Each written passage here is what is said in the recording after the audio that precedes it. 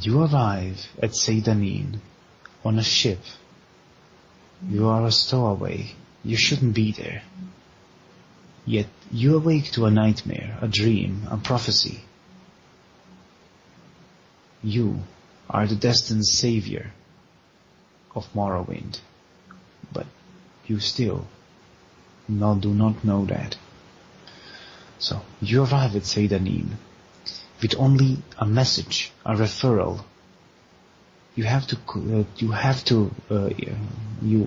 report to Caius Cosades, an imperial spy working in the city of Balmora. But you don't know very well where you are. So you go to the census office. The magistrate at the census office signs you as a new arrival to one of the ports in Morrowind. And you are, and here is where the character creation happens, right? But we'll not talk about that. We'll spoil immersion. So you leave the census office with a letter of recommendation and nothing else. You don't know why. You've lost your memory. However, you know that you must go to Balmora. You walk out into the street, and you saw a wood elf. He is frantically looking for something. You engage in a conversation. You ask him, what is wrong? How may I help? The elf is thankful, though doubtful. And he says that he has lost an important heirloom, a ring. And then you remember, whilst you were leaving the office, you somehow found a ring. But you are not sure that that is the ring the elf is looking for, because you found it in a barrel, right, at the Imperial office. That's not a place where an elf from the streets would lose a ring, now is it?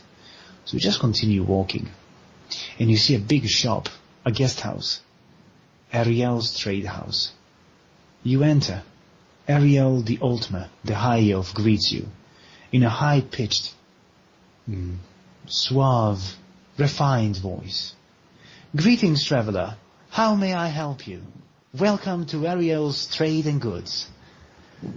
You speak to Ariel, and he informs you that this village, Seydanin, is not so well off. However, it is the place he calls home, and the trade is good, because nowadays many travelers arrive by ship. And Seydanin is a popular spot, because the taxes to arrive there are much lower compared to the capital, Vivek, or the imperial fortifications at Ebonheart. And you don't really want to land Klaord in the swampy regions of Gnarmok, right? You don't want that. You want to visit the lush little seaside village of Seydanin first, because that's just convenient, the Japanese way. So Ariel then points you upstairs. Fair traveler, you may find boarding and food upstairs. Please consider it. And you walk upstairs, and you see many different people. You see Nords drinking mead. You see an orcish warrior sharpening his axe, checking for holes in his armor. You see a huntress looking at you sharply. You avert your gaze. And as you do so, you see a Nord warrior with a long beard. And he's tipsy. He smiles at you. Ah, new face. Come, sit with me. Sit with old Olaf. And because you are new, you of course sit down next to Olaf, right? And Olaf starts talking and talking like Nords usually do, especially when they are inebriated. And Olaf mentions that he's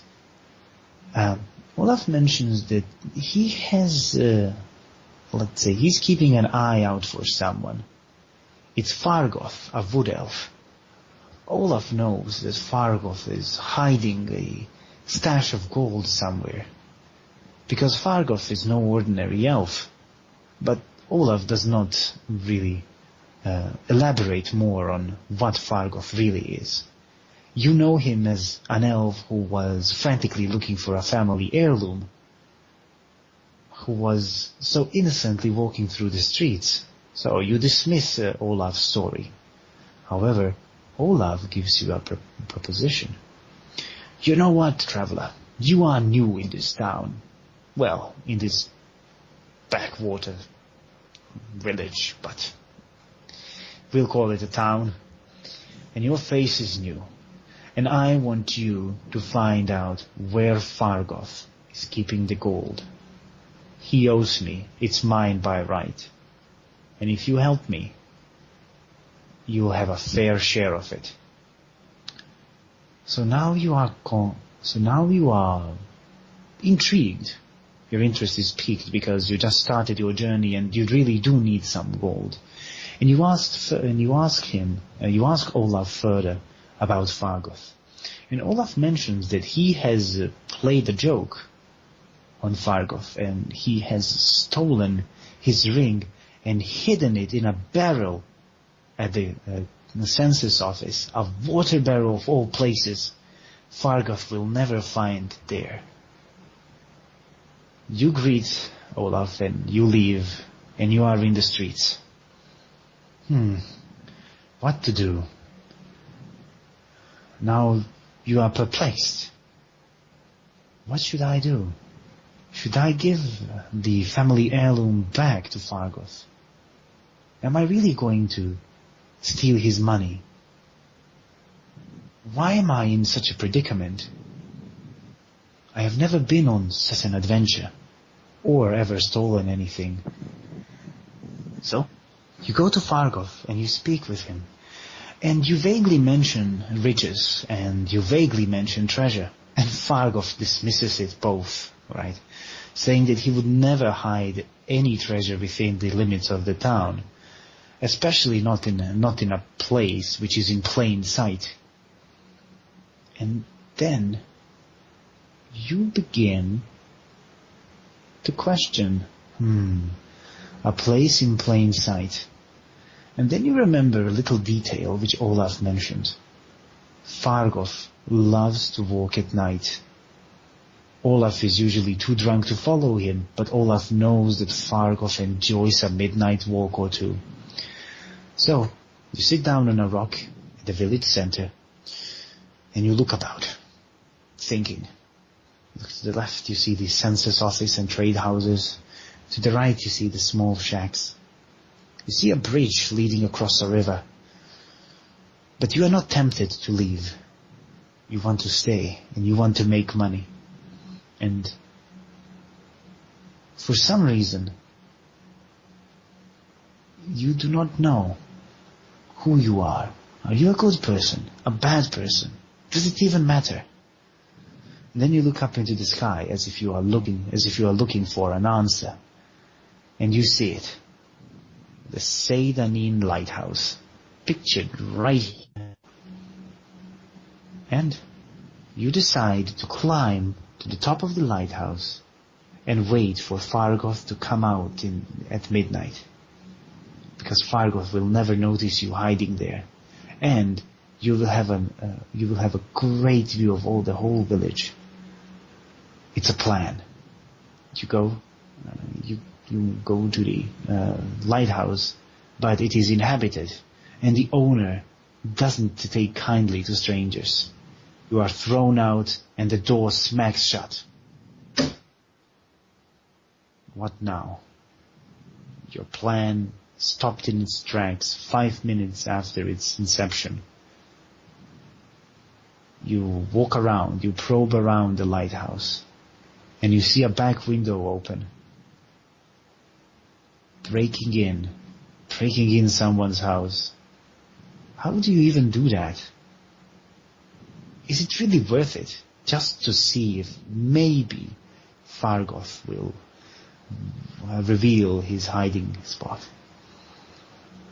And you make that leap of faith. You enter the lighthouse by the window, and you crawl through the dark. and you slowly but carefully, deftly avoid the owner, and you crawl up the stairs and ladders to the top. You sit down, chew on some meat, and watch for hours. At times it seems pointless. At times you look down and your fear of height becomes apparent. And at times you think about all the gold that could be yours. Greed. Have you ever experienced such greed? It must be the air. A new place. A place to start anew. But is this the right way? Well, if Fargoth doesn't find out, then it's technically not a crime, now is it? And you wait till midnight. Lo and behold, a small door opens, and Fargoth sneaks out of his little shack. He walks around town, looking down every single alley, into the gardens, making sure that there is no candlelight anywhere. And he walks towards the shacks, the poor parts of the village. And there, out of all places, he walks into a cesspool. You see, the sanitation in Seydanin is not up to imperial standards. So, I wouldn't really advise walking into that pool, but Fargoth did. And he took a peek into a stump. He nods contently and walks off. He goes off somewhere into the night. Probably to make more money. You don't know. And then you remember your last interaction with Fargoth. You returned your ring to him. The ring was a precious family heirloom. If it is, it will be on his person, and you will feel very bad for taking a peek into the stump. But if it is stolen, if it is booty, then it will be in that stump. So, you crawl down the stairs. The owner of the lighthouse is sleeping by now. And in the lighthouse, you see quite a few expensive items. You open your satchel, your small bag, take a goblet, apparently made of silver. Because it's the only one. If it were a pair, you would have maybe left it. But one goblet more or less, who cares? And you see a valuable book. Books are very hard to come by in Morrowind.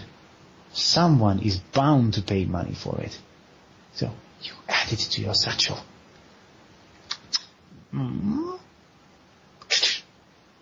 walk out, down the stairs, and you splash into the pool. And then you reach the stump. It's mossy, soft, rotten. You pry it open, and you see quite a wondrous sight, glistening in the moonlight. Sacks of gold, and the apparent family heirloom. You take the ring, put it once more on your hand, and you grin. You take all the gold and haul it to Ariel's trade house. At night, Ariel is surprised to see you there. Oh, patron, you're back. What would you need at such a late hour? You say that you want to speak with Olaf. He's on the 3rd floor, his room, that is. It's room number 4. You thank him. Ariel is such an indulging person. And you hasten yourself up the stairs, but you try not to wake anyone up. You come to the door. You knock. No one's answering. Who's there? You woke Olaf up. You tell him that you are at the door and that you have it. You have his money. And almost at the same moment, you feel as if Olaf jumped across the room. He's at the doorknob. Come in. This is great news. Right. You sit by Olaf's table. It's a very small room. Olaf is an adventurer like you. He was looking for work in Seidanin with the Imperial office. But they weren't so kind to a drunkard Nord. If he were a refined Breton, or an even better, an Imperial citizen from the province, he would have landed a job there easily. But, as it is, Olaf is drinking away his days, and you are about to part with your money, which will end up in his belly as mead and meat. So Olaf looks at the money, and due to his Nordic honor, he splits it 50-50 with you. You got my money back. Thank you. Now I can continue with my journey. I can go to a better place. Maybe back to Skyrim. And you, good friend, I hope you have a fine journey. As a matter of fact, let us drink to it tonight. And tomorrow, you can go to Ariel and buy all the things you need for your journey. Okay. So, and I want to ask, where are you going, if it's not too much to ask? And you tell him that you need to go to the city of Balmora, city of canals and bridges, seat, one of the seats of House Hlalu, a very prominent, noble house in Morrowind. He smiles. Olaf smiles. My friend, that is the road most traveled. Tomorrow, tell Ariel that I sent you. And save yourself some trouble and turn left at the crossroads. Go for Pelagiad, which is an imperial colony. A very quaint place. But it is also very close. It is also very close to Balmora. Just stay on the roads, please. Both of you drink your fill, fall asleep, and in the morning, when you wake up, Olaf is already gone. You grab your satchel, you open it. Everything is still inside. Olaf didn't touch a thing, because Olaf was waiting for his chance to finally stop drinking his days away and going on his own adventure. Motivated by Olaf's nobility and honor, you stand up yourself and go to Ariel. For the first time, you request his services as a tradesperson. But first you inquire about the equipment he has. Everything for the weary traveler. The roads are dangerous, good sir. This is why Ariel has provided everything for the discerning traveler. I've got steel, I've got food, nourishment, and magic spells. Make a pick. You pull out the silver goblet, put it on the table. You pull out the book, put it on the table. Let us bargain, you say. And then the trade window opens. Ariel offers you many things, and you notice something quite exquisite. A silver blade. Ariel hands it to you and tells you that silver is soft and not suitable for prolonged battle, but ghosts and spirits and monsters which might not be harmed by ordinary steel will be burned and maimed by silver.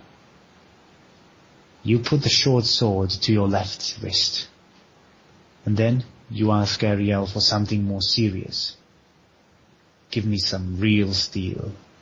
And Ariel pulls out a fine longsword of imperial make, probably from the provinces. He winks at you.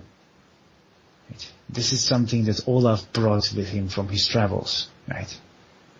So, and he told me to give this to you.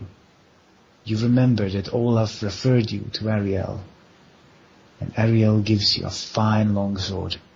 You put it to your left hip as well. And then you purchase food, healing potions, potions of stamina, and a bit of armor. Well, technically the fur and chain armor doesn't really protect you much, but it's better than the ragged clothes you have on you. And then you walk out of Seydanin for the first time. To the left, the swamps are stretching all the way to Hlaod and the Odai Plateau. To the right, you can sense the verdant fields of Pelagiad and the Dren plantation, and beyond that, the grand plantations of Vivek.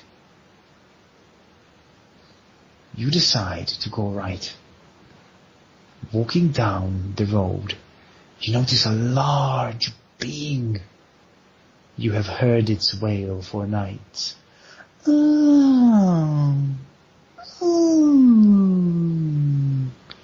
But you couldn't tell what it was. You thought it were some wolves in the wilds, but no, it was a sealed strider. The sealed striders are ancient insects, taller than houses, and they move fast across the countryside. The tamed sealed strider towered above the nearby trees, and the jockey told you that for 50 pieces of gold, I'll take you to Balmora in a jiffy. However, 50 pieces of gold is not something that you have on your person. Not after the copious spending done in the early morning.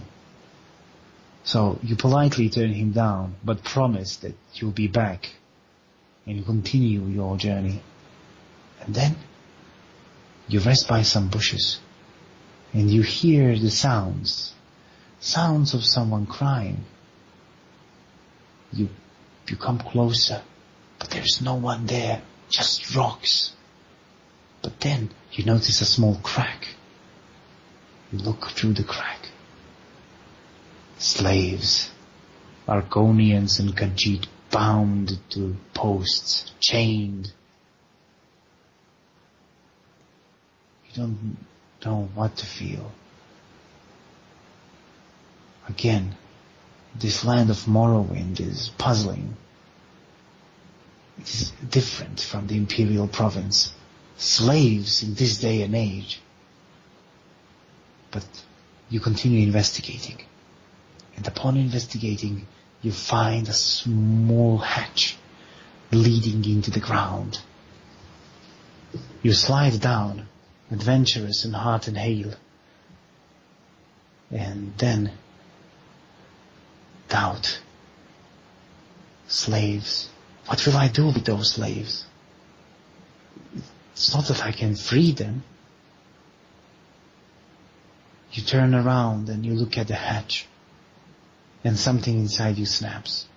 No, not today, you tell yourself. I will not give up. From the moment you heard the cries, you knew that you wanted to save the slaves. So, off you go, deeper into the earth. And then you reach a place which looks like a makeshift room. You walk around it. There's a boat inside. Fish. Food. A fire burning. Something cooking. Oh God, you're in the pantry, in the kitchen. And you hear the footsteps of someone coming. And the whistling. You look around. You're in a cave. There's really nowhere to hide. But the fire is casting heat, and you crouch in one of them. hoping that they, let's say, that the person won't notice you. I don't know. In the shadow, you sit down there. You sit in the shadow silently for 10, 15 minutes. And then the cook starts talking to himself. Those slaves are going tomorrow. Finally, I have to cook less. But where off to? I think boss is gonna sell them off somewhere even worse. Not that I care. And then the cook turns around, and the cook hears heavy breathing. It's you. Your sense of righteousness made you fume with anger. The cook notices the gleam in your eyes, even though you are deep in dark shadows. He grabs the butcher's knife. He shouts, "Show yourself! Who's there?" Sweat. You straighten your back and stand up. The cook foams at his mouth and starts swinging the butcher's knife at you. This is your first fight. You have swords, but you don't really know how to use them. But it's time. It's you or him. It's him or you. His life or your life. You pull out the blade sharply and stop one of his blows, which would have been lethal. The cook staggers. The cook, I'm a little bit tired, pardon me, hesitates. The cook hesitates. However, he musters up courage and charges at you. You close your eyes and swing your blade, and the next moment you open them, someone is crouching in front of you. The cook is missing his right arm. Blood is gushing from his neck. You kill the person. Kill the cook. He didn't leave much choice here, did he? And it's not all right for him to have slaves. No one should own slaves in this civilized world. No one. Those people will be free. You try to rectify what you have done. You try to tell yourself that it was the right thing to do. It was self-defense. You didn't even know what you were doing. You move forward. And there come two people, covered in blood, all smiling. We gave it to them today, didn't we? They're smiling and moving to the kitchen. Do you wonder what Erwin has prepared for dinner? I don't care, he's cooking his shit anyway. And it's free, much better than anything else we could fix up, eh? They're laughing. They've been torturing and doing whatnot to those people. Slaves, they call them. And then you grab for your satchel and take out a paper scroll. On it, magical enchantments are inscribed upon. You read the ancient words clumsily, and in your hand a flame forms, a fire burning at your fingertips. This is magic. It's not yours, it's the scroll's, but you are wielding it, and you shall use it. As you concentrate yourself, the fires burn brighter in your hand. The two guards notice you. They draw their weapons, shout at you. Where did you come from? Prepare to die, Swit. Outlander. The words enrage you. The fires in your hand burn faster, brighter, larger. You point your fingertips at your enemies, and you chant the final magic word. Upon doing so, a large explosion throws you back. When you come to your senses, your ears are ringing. And you hear someone coughing out blood. Damn Outlander. Again, you are a true adventurer. That won't stop you. You now walk next to the pair of guards. One of them has been thrown against the wall. He's not moving. The other one put up his shield right on time. He's burned badly. He looks at you. He looks at you so pathetically. It makes your heart faint. With a swing of your hand, you took the life of the cook. With the power from your fingertips, 2 more men have fallen. For what? No, you have to save those slaves. As an imperial citizen, as a righteous person, you will stop an end to these brigands, to these lowlifes, to these criminals. You will end them. Take a look at the guard with the shield,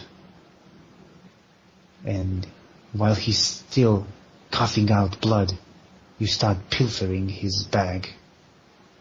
You take out a few knives, throwing knives. This might come in handy. And you take his belt off. You strap the belt on, put the throwing knives in. Very sharp tools, probably used for torturing the poor slaves. The dark elf turns around the ground, curses you, and then starts crying. His eyes are white. The flames blinded him. His mouth curls up, and faintly he exhales. And this pain. And you look at him, and you finish him.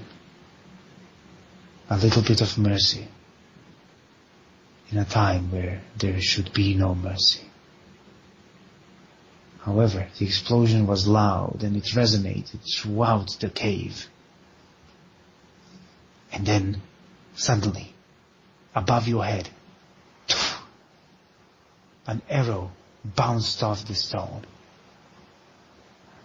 And you hear in the distance, "Stupid, that was a clean shot." More guards are coming, and they round for your life. Arrow after arrow bounces off the rocks. You throw yourself behind some rocks. You take the gunman's shield off him, put it up your head. They're not coming closer. They're shooting and shooting at you. They have heard the power of your magic. Maybe you are talented. Or maybe Ariel sold you a much more powerful scroll than you have paid money for. In any case, the flames are horribly potent. But you're out of scrolls. You got only a shield, your swords, and throwing knives. At one point, the arrow fire stops. "Stupid! You shot all the arrows and you haven't landed a single hit? Let me handle this." You hear the rasp of a blade.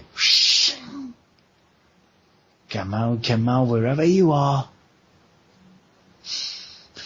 Smells like burned chicken in here.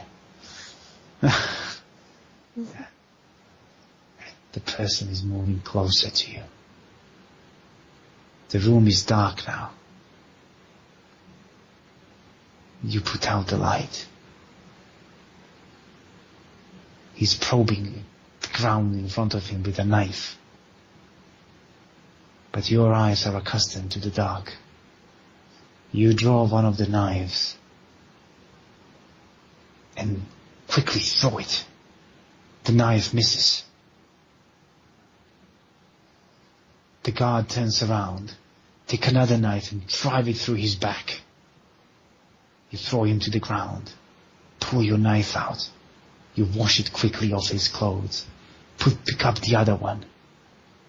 The archer is scared, can't see anything. He's a clean target for your knives. You throw them, the archer falls down. You go through the room and you reach something like a living space. And on the table, you see many bottles of skooma, drugs, slaves and drugs. These men were the worst scum you have ever come across, or had the honor to kill. You take the key off the table. You break all the skooma flasks.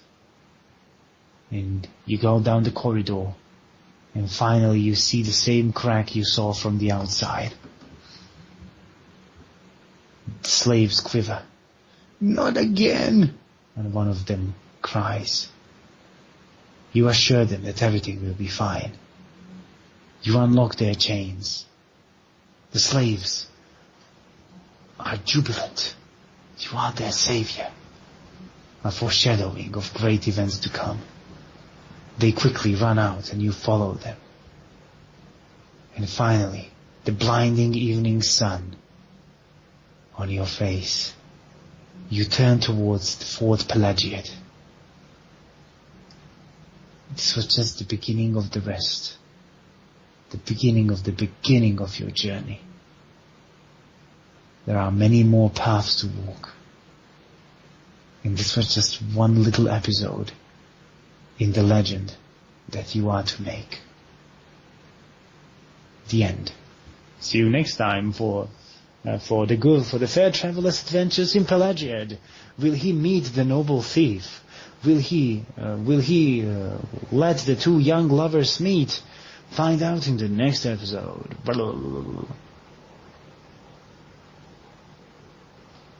All right. My tiny person.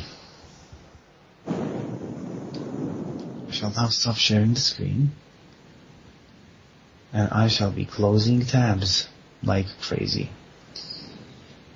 Anyway, I wanted to tell you a different story, but I think this story turned out rather well.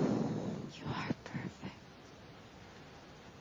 You are amazing. I'm in love. Right, Tiny, now listen to me carefully. I shall say this only once. Abe is now allowing you to rest up well, okay? Do we have a little deal? Abe's mom is going to go to the seaside soon. So Abe is going to say bye, okay? So be a good girl. Good night and adore you. Kosh well, Molly.